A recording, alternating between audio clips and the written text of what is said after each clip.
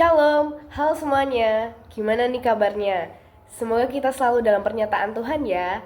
Dan sebelum kita melanjutkan renungan pagi pada hari ini, mari kita satukan hati di dalam doa.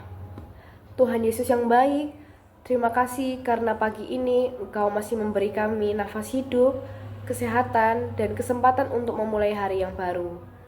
Kami mau menyerahkan waktu renungan pagi ini ke dalam tangan-Mu. Bukalah hati dan pikiran kami, supaya kami bisa mengerti firman-Mu dan mengaplikasikannya dalam kehidupan kami, baik di sekolah, di rumah, maupun di lingkungan sekitar. Biarlah firman-Mu menenangkan hati kami Tuhan dan memberi semangat baru untuk menjalani hari ini. Di dalam nama Tuhan Yesus, kami sudah berdoa dan mengucap syukur. Haleluya, amin. Hari ini firman Tuhan kita ambil dari Filipi 4 ayat 6-7 yang berbunyi dengan demikian. Janganlah hendaknya kamu khawatir tentang apapun juga, tetapi nyatakanlah dalam segala hal keinginanmu kepada Allah dalam doa dan permohonan dengan ucapan syukur. Ayat ke-7, damai sejahtera Allah yang melampaui segala akal akan memelihara hati dan pikiranmu dalam Kristus Yesus. Oke, kalau dipikir-pikir ayat ini lumayan relate banget buat kita sebagai pelajar di zaman sekarang.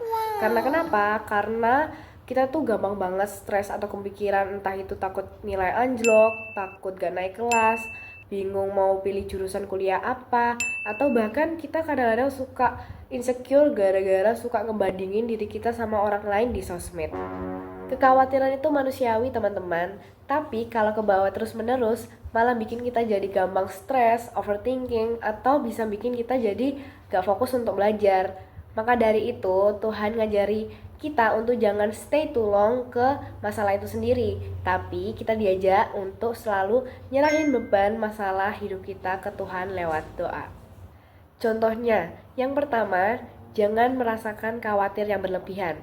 Semisal nih, kita itu tahu kalau semisal besok itu kita ada ujian matematika.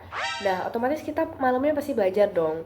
Nah, tapi pas kita habis belajar dan kita mau siap-siap untuk tidur, kita tuh bukannya tidur malah jadi overthinking. Kita tuh malah kepikiran terus kayak, bisa nggak ya besok aku ngerjainnya?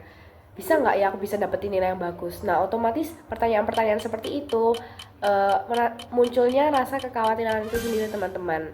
Nah, itu harus dihindari ya, karena kalau semisal pas malam kalian banyak pikiran dan gak bisa tidur, otomatis besoknya malah kalian jadi gak bisa untuk ngerjain, jadi gak fokus.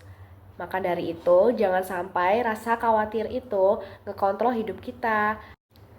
Yang kedua, bawa semua lewat doa dengan ucapan syukur. Daripada kalian terus-terusan overthinking, mending kalian serahin semua ke Tuhan lewat doa. Contohnya, doa itu gak perlu yang ribet teman-teman. Cukup kalian ucapin kayak, Tuhan, aku udah belajar.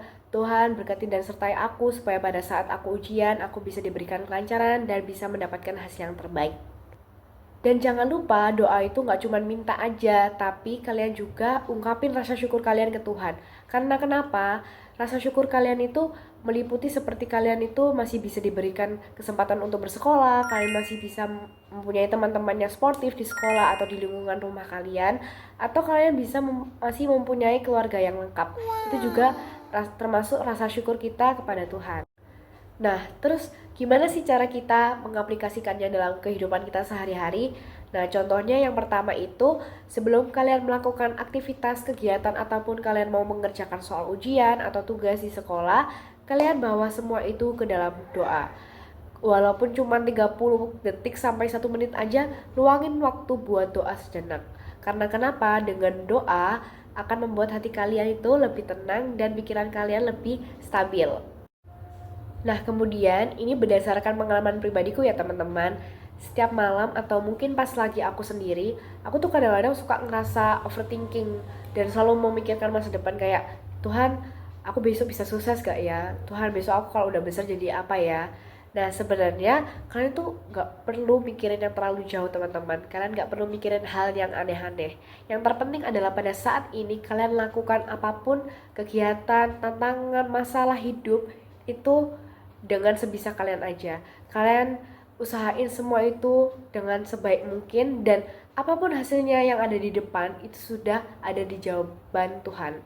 Jadi apapun jawaban Tuhan buat kalian, baik buruknya itu pasti sudah menjadi yang terbaik untuk kalian. Kalian tuh nggak tahu nih kalau semisal jawaban Tuhan ini kok beda sama yang aku pikirkan gitu loh. Kenapa Tuhan malah kasih jawaban aku yang lain gitu? Kan nggak, pasti kalian nggak tahu yang kedepannya itu bakalan terjadi seperti apa di kemudian hari. Jadi oleh karena itu jawaban dari Tuhan itu pasti yang terbaik untuk kita, apapun itu. Selanjutnya, mulai biasakan pada pagi hari setelah bangun tidur, kalian luangkan waktu sejenak untuk Tuhan. Jadi, kalian itu pasti banyak banget dari teman-teman nih. Kalau semisal bangun tidur pada saat pagi hari, bukannya doa, malah buka HP. Dan buka HP itu pasti kalian itu ada yang ngecek WA, scroll TikTok, atau buka Instagram. Nah, itu dikurang-kurangin ya teman-teman. Dan kalau bisa jangan dibiasakin. Karena itu termasuk habit yang jelek.